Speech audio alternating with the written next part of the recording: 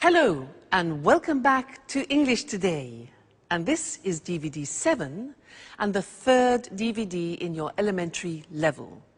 And in this DVD you will see another 2 episodes of our story, That's Life, followed by our special TV programs. In the cinema program, they will be talking about the Sundance Film Festival, followed by a debate about e-learning. Then, in the grammar section, we will study more about adjectives, in particular the comparatives and the superlatives. So,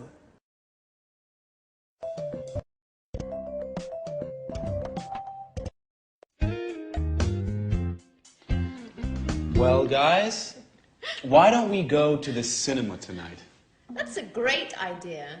What's on? Well, there's the new film with Schwarzenegger. That should be good. You're joking, right? No, I'm not. What would you suggest? How about going to the disco? The disco. Are you crazy, Alice? That's not even music. That's simply noise. Come on, Peter. It's Saturday night. We have to do something special. Something exciting. And going dancing is surely more exciting than going to the cinema. I agree with Alice. Let's go dancing. What about a third choice? I guess Anne is right. Why don't we try to find a good compromise? Come on, guys. How boring and old-fashioned you are. And you are more frivolous than I am, Alice. Come on, guys. Don't argue now, please. Let's vote on it. Well, Alice and I want to go dancing. Peter and Anne don't. How about you, Sharon? I don't know. Well, the disco is probably more entertaining than the cinema. Great. Okay, guys. 3 against 2. Let's go dancing.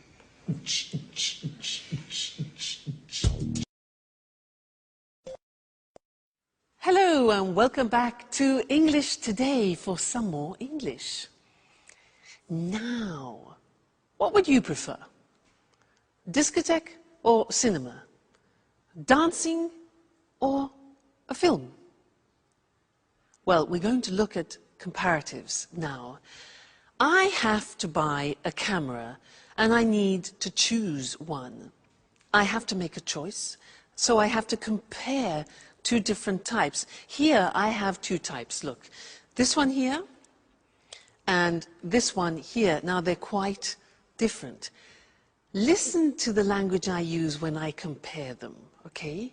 Now, this camera is smaller than this one. This is really quite big. It's bigger than this. And it's also heavier, this camera, than this one. This is a light camera, so it's lighter than this model. Now this model looks more sophisticated and probably more artistic than this one. Whereas this one looks more practical, but maybe less complicated. What do you think? What else? Well, this is definitely more expensive than this one. This is probably cheaper, I think, because this has a big lens as well. So, I'm not sure. What do you think? I like the idea of a more sophisticated camera, but I think it's more expensive, so I think I'll have to go for the cheaper one, which is the digital one. I think I'll choose this. All right? Good. Now, let's go and have a look at the language and see how we formulate comparatives in English. All right? If you have a 1-syllable word, you remember 1-syllable words like cheap, small, hot, high, then to make the comparative, it's easy. We add ER to the adjective. So cheap becomes cheaper. Small becomes smaller. Hot becomes hotter. Notice we double the T. High becomes higher. So some examples are the new model is lighter than the old model, or London is safer than New York. Today is hotter than yesterday. All right, so those are adjectives with one syllable.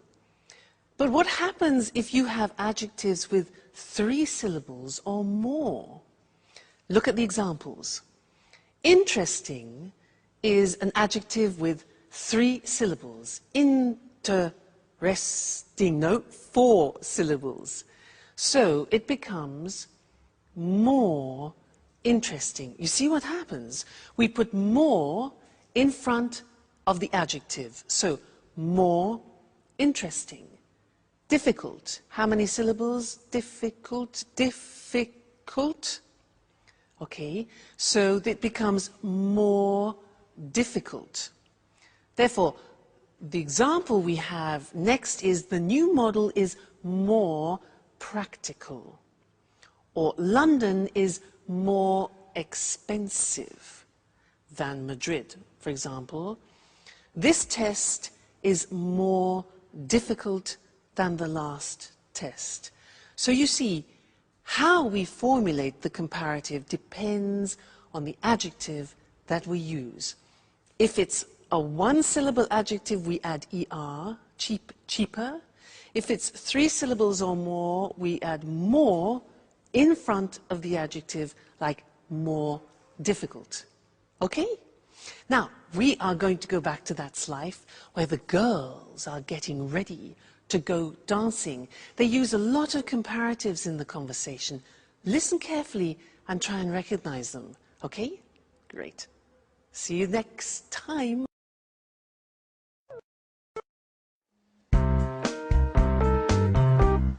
Here's my party hat. How do you like it? You look great. I envy you. Hats really suit you. Well, I envy your room, Anne. But with all this traffic, how do you sleep? Oh, I'm used to it. Which disco are we going to? Paradise. It's a new disco on King's Road. It's very nice. Did Tom and you go there together? Yes, we went last Saturday. We spent a nice night together. Maybe I asked the wrong question. You don't like Tom, do you? He's boring. Very boring. Besides, he's an Aries, and he talks too much.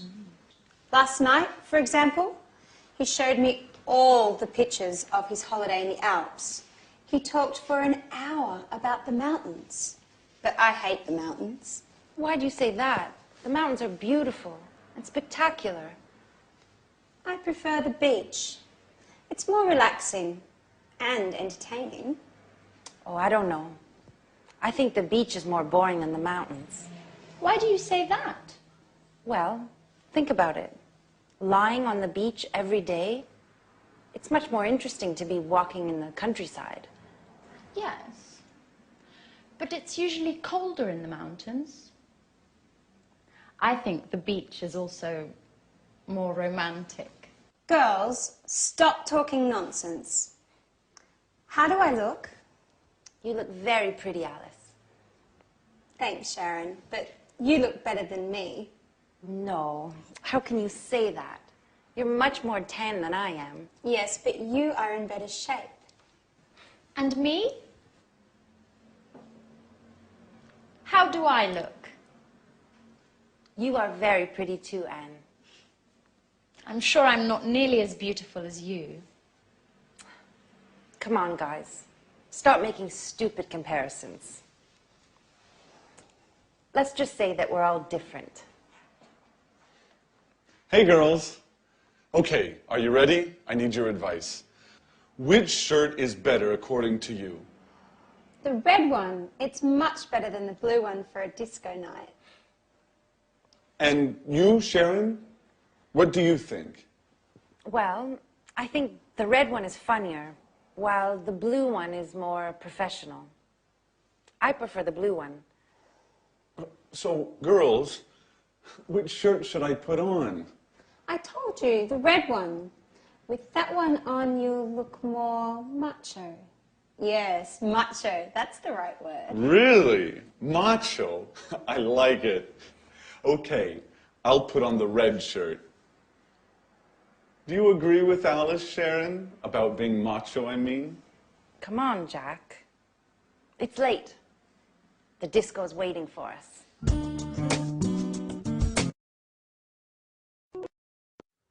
Hello again, and welcome back.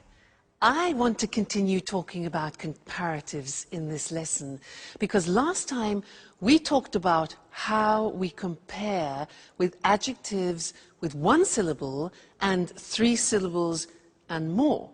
Remember, we said hotter than, but more difficult than. So what happens if we have adjectives with only 2 syllables? For example, like heavy or easy. Well, we say heavier and easier, but the spelling changes. And that's what I want to show you on the screen now, because the Y at the end of easy and heavy disappears. Look. Happy is an example with an adjective with 2 syllables ending in Y. Happy becomes happier. Take out the Y, put in I-E-R, okay? Then funny, funnier, and easy, as we said before, easier. Heavy again, another example, heavier. Okay, so be careful. Remember that the Y becomes an I. Some examples. I'm happier than you. His joke was funnier than mine. English is easier than Russian. All right? So that's important to remember. But that's not all. There are some real exceptions, as always, in the English language, also in the comparative form. And that's what I want to look at with you now. It's very important. The question is, what is the comparative of good? The comparative is completely different. It's better. So you would say, this camera is better than that camera. All right, so good becomes better. What about bad? Again, it's completely different. Bad becomes worse. Today's weather is worse than yesterday's, okay? Bad, worse. And one more example, far, which means distance, far becomes further or even farther. Both possibilities, farther written F-A-R-T-H-E-R, as you can see on the screen. All right, so those are the big exceptions. Good becomes better. Bad becomes worse. Far becomes farther or further. You choose. Examples, walking is better than running. Today, the weather is worse than yesterday. And Southampton is further than Brighton. All right? So those are all the most important things that you need to know when you're comparing things. Don't forget the exceptions. They're very, very common and easy to forget. All right? Great. So I'll see you next lesson where no doubt you will be speaking English better. Okay? See you then.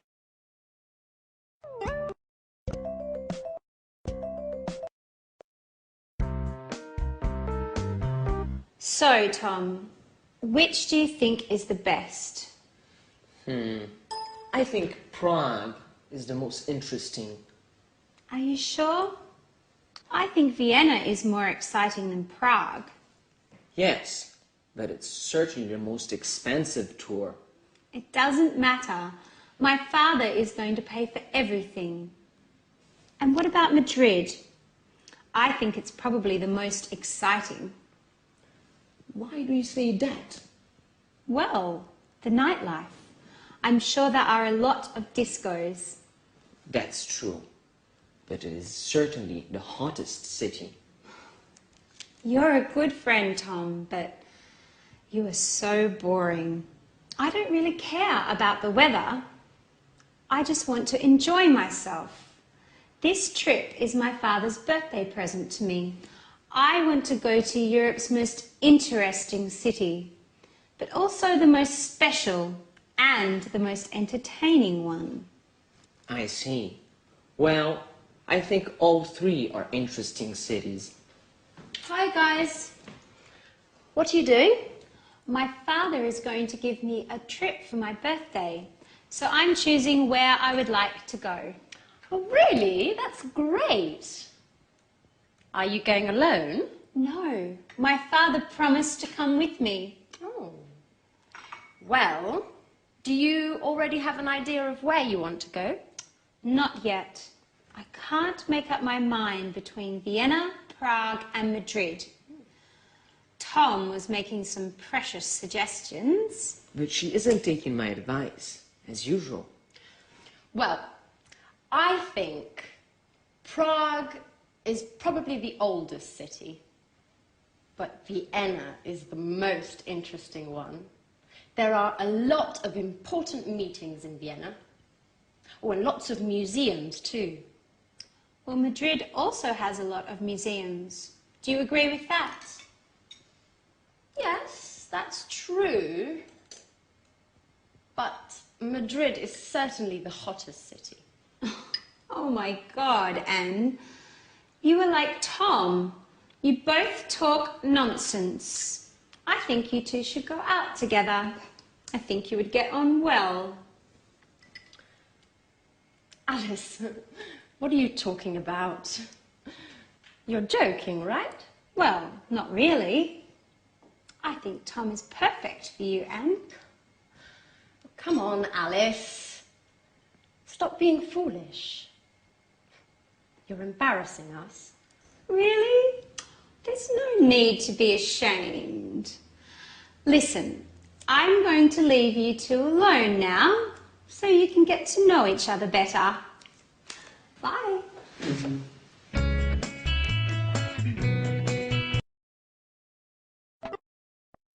Hello again. Now that's an interesting couple. Tom, who is an obsessive museum goer, Anne, who is an obsessive cleaner. Put them together, and what have you got? The cleanest museum in the world. Now, the cleanest is an example of the grammar form of the superlative, and that's what I want to look at with you now. I want to give you some examples, so listen carefully to what I say. All right? Good. So, good morning, ladies and gentlemen. Are you having problems opening your bottles? Well, I have the solution for you. Here it is. A revolutionary bottle opener. This is a bottle opener. Have you been using these old models like this and been having problems?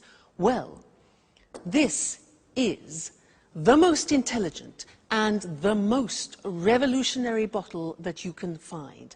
Bottle opener, it's called, okay? So, how does it work? You take your bottle of wine. You open it up like this.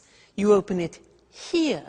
You put it on the top of the bottle, like that, over the cork. Then, in this position, you see, hold it strong. Take the lever like this, and you pull over like that. Okay? Takes a little bit of effort, but not like that one. Then, you push it back, and what happens? Bingo!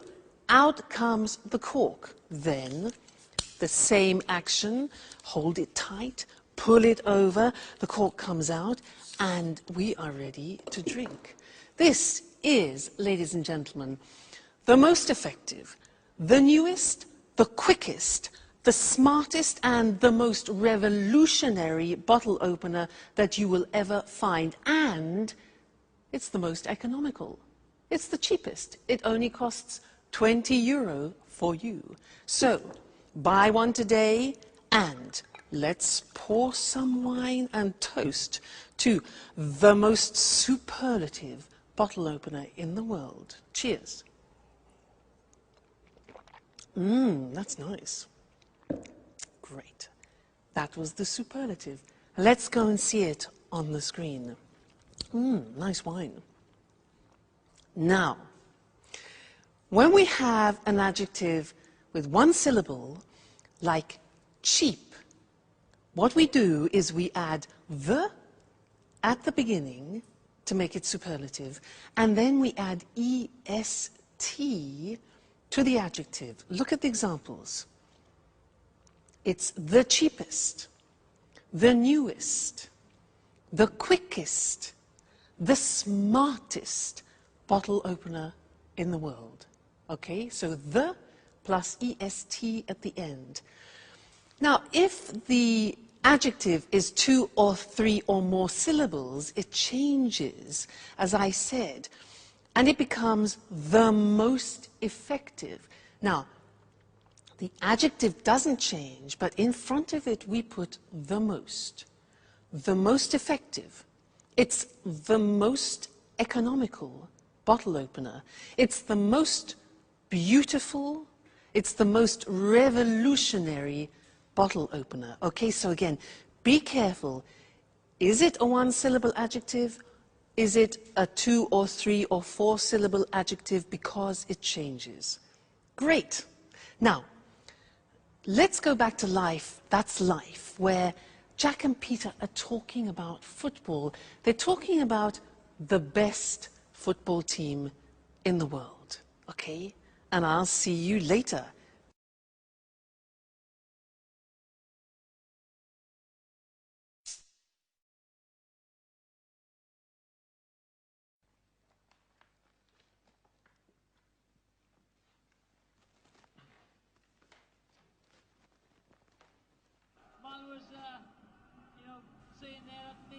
Hey, Peter.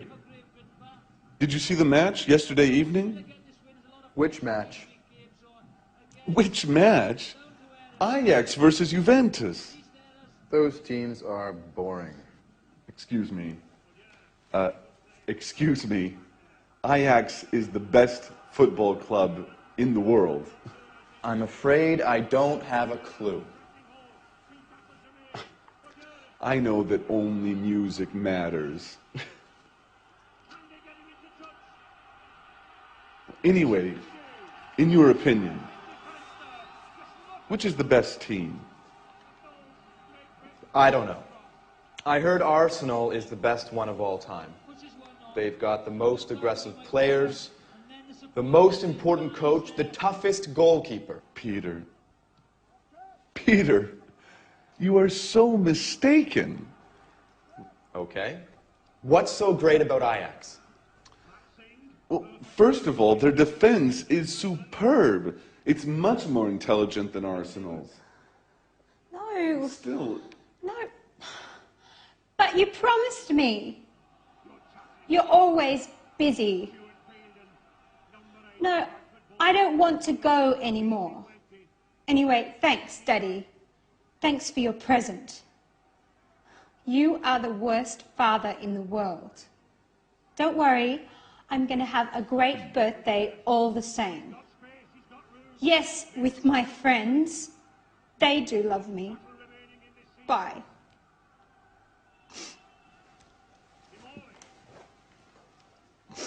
Is everything okay, Alice? No, nothing is okay. My father keeps on being the same.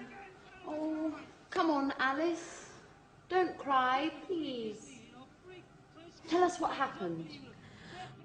Well, you know, I told you my father decided to give me a trip for my birthday. Well, he promised to come with me. And just now, he told me that he can't anymore because he has some important work to do, as usual. Oh, don't be angry with him. Even if he has something important to do, you can leave for your trip anyways. No, I don't want to go anymore. Well, don't worry, Alice. We are going to give a big party for you. Isn't that true, guys? Absolutely. Yes, of course. You are the most brilliant, the smartest, and the funniest roommate we've ever had. Even if sometimes you are a bit lazy. You need a special party. Thanks a lot. You are the best friends in the world.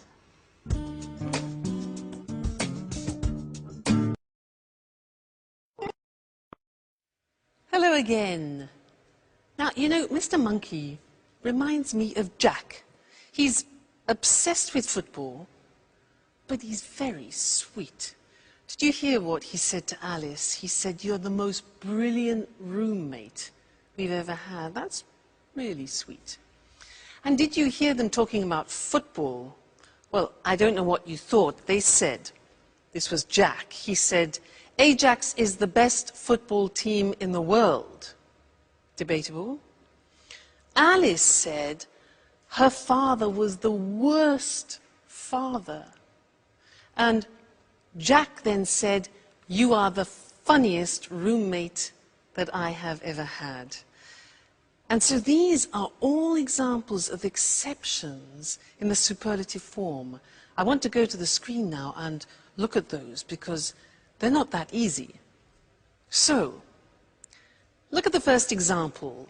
With adjectives ending in Y, we remove the Y as we've learnt before, and we add I-E-S-T.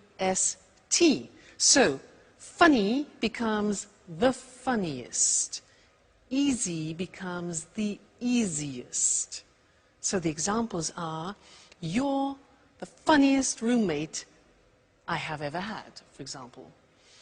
Or, "Naples is the noisiest city in Italy." Or, "It's the happiest day." All right, so those are two-syllable adjectives ending in Y.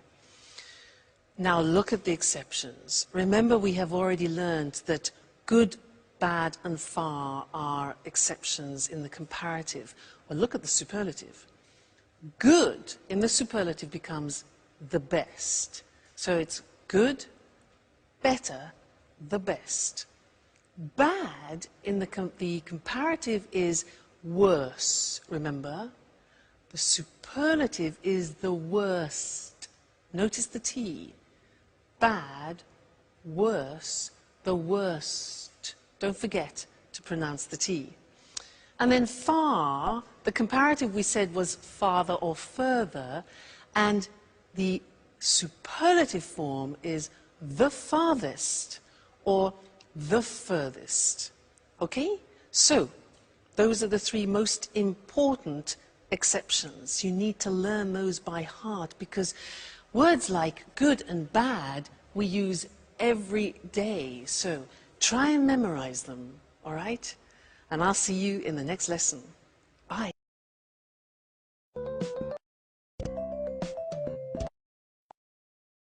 Good morning, good morning.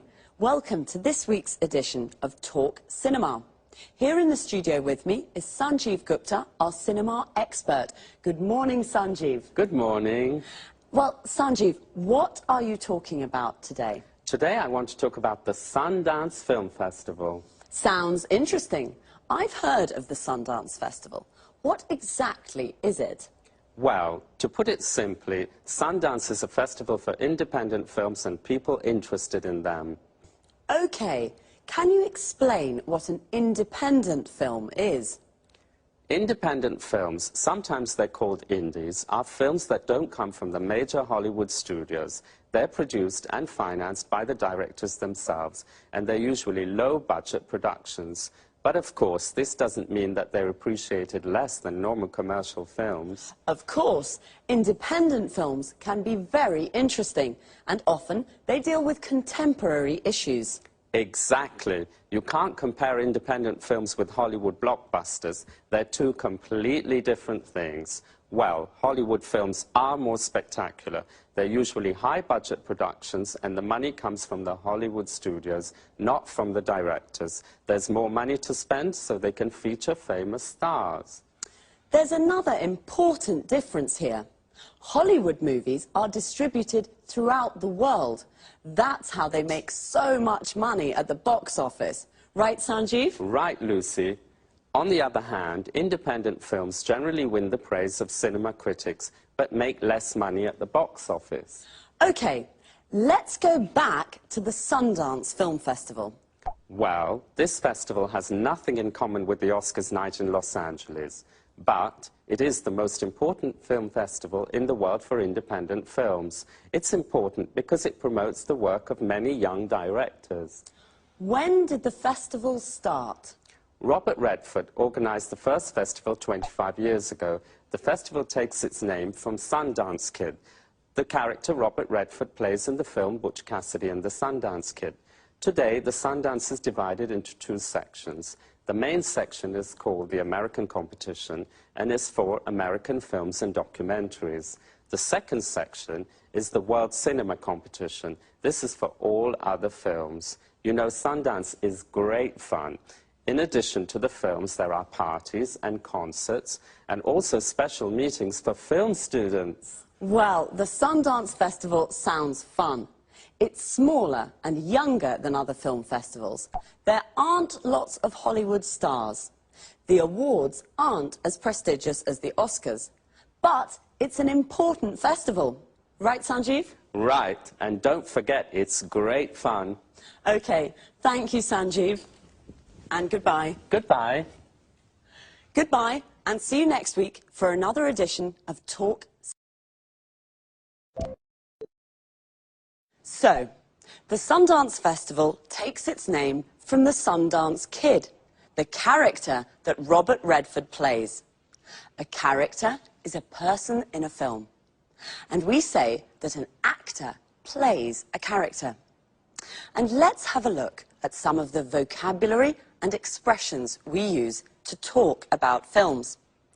There are independent films and Hollywood blockbusters. First of all, what is an independent film?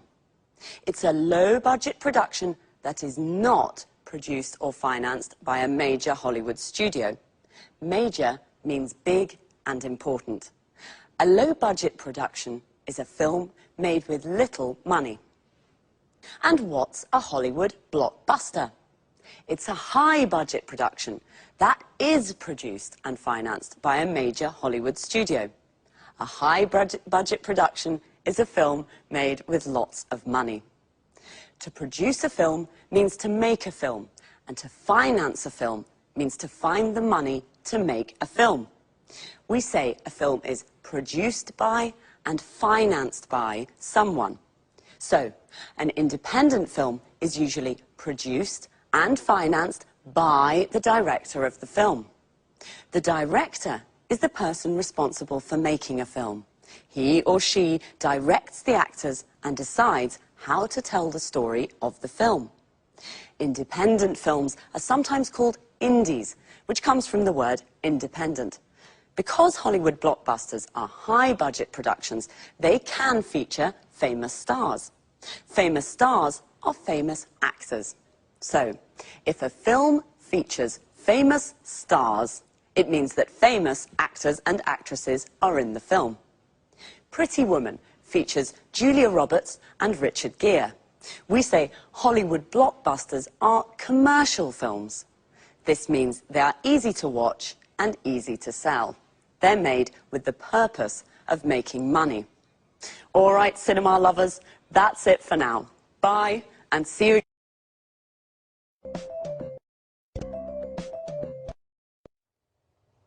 Hello. Welcome to this week's edition of Let's Talk, the Saturday evening debate with our commentators Tom and Marie. Good evening. Tonight I'd like to hear your thoughts about e-learning. You know, when I was a teenager, I hated school and studying. As you can imagine, my exam results weren't very good, so I couldn't go to university. Now, I'd like to study philosophy, and I'm thinking of taking a distance learning course using my computer and the internet. Well, e-learning. The E means electronic, so e-learning is electronic learning. This is a new and convenient way of studying. Many universities around the world now offer distance learning degree courses via the internet. You can take a course from a university in England or in the States without leaving your home. That's true, but you need to have a lot of motivation to take an e-learning course. Why? Well, good time management skills are very important for successful e-learning. You mustn't waste time. You must study a little every day. It isn't always easy, especially if you work. Okay, e-learning courses can be more difficult. Traditional courses can be better. But there are many advantages to studying for a degree at a distance. What are these advantages? In fact, let's talk about the advantages and the disadvantages of e-learning. Okay. One advantage, you can study when you like and where you like. I see. So it's a flexible way of learning. Exactly. Another advantage is that e-learning gives people a second chance to take a university course without giving up your job. You can study and work at the same time. I'm sorry, Marie, I don't agree. When you work, it can be very difficult to find time to study. Besides, students can feel lonely and isolated when they study by themselves. Wait a minute. This is where the electronic part helps. There's lots of interaction with other students and course tutors. Some courses use virtual classrooms to teach small groups.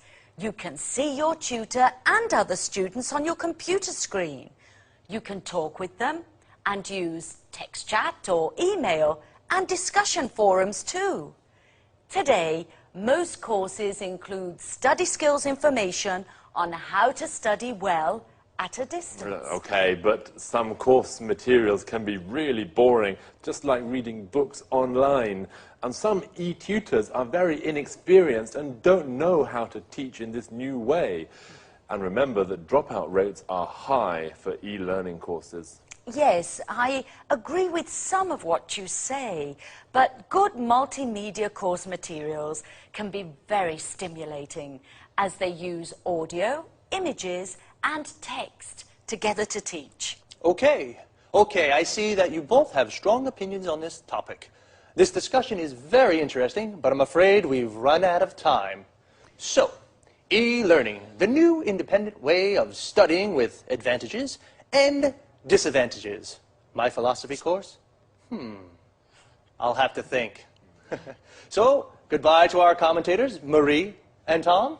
Goodbye. Goodbye. And goodbye to you. And see you next time on our discussion group. Well, I'd like to take an e-learning course, but I'm not sure that I have the motivation I need. Notice how we say to take a course. For example, to take an English course means to study English. To take a distance learning course means to study from home. If I take an e-learning course, I can study at home and send my work to my course tutor via internet. The course tutor is the teacher for the course. Most people go to university. To go to university means to study full-time at a university. We can also say someone is at university. For example, I'm at university means I'm studying for a degree at a university.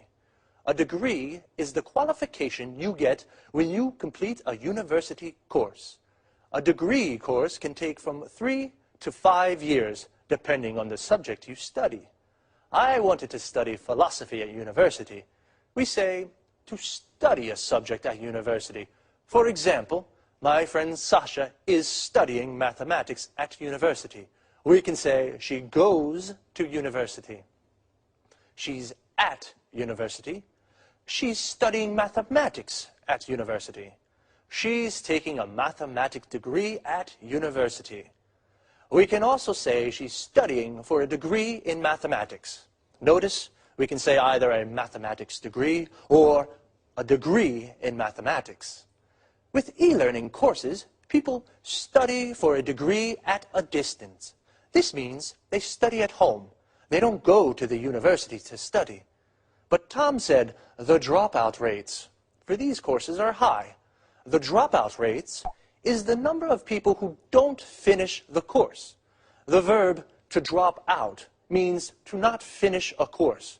We can say to drop out of school or to drop out of university. Okay, well, study hard, and I'll see you on Saturday for another edition of Let's Talk.